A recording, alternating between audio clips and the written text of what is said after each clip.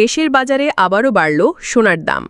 Bangladesh jewellers সমিতি বাজুস নতুন এই মূল্যবৃদ্ধির ঘোষণা দিয়েছে। মাত্র 2 দিনের ব্যবধানে প্রতি ভরিতে সোনার দাম সর্বোচ্চ ১,৪৭০ টাকা পর্যন্ত বৃদ্ধি করা হয়েছে।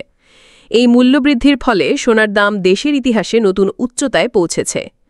নতুন মূল্য অনুযায়ী সবচেয়ে ভালো মানের অর্থাৎ 22 ক্যারেটের 1 ভরি সোনার দাম নির্ধারণ করা হয়েছে ১,৭৫,৭৮৮ টাকা।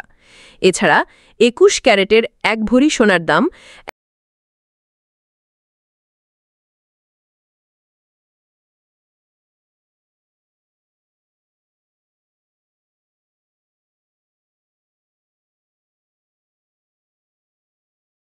$১,৬৭,৭৯৮ টাকা এবং 18 ক্যারেটের 1 ভরি সোনার দাম $১,৪৩,৮২৮ টাকা করা হয়েছে।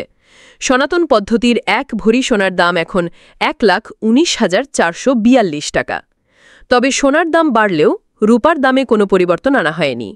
বর্তমানে 22 ক্যারেটের 1 ভরি রূপা ২,৮১১ টাকায় বিক্রি হচ্ছে। 21 ক্যারেটের রূপার দাম ২,৬৮৩ টাকা, 18 ক্যারেটের রূপার দাম ২,২৯৮ টাকা এবং সনাতন পদ্ধতির রূপার দাম ১,৭২৬ টাকায় অপরিবর্তিত রয়েছে।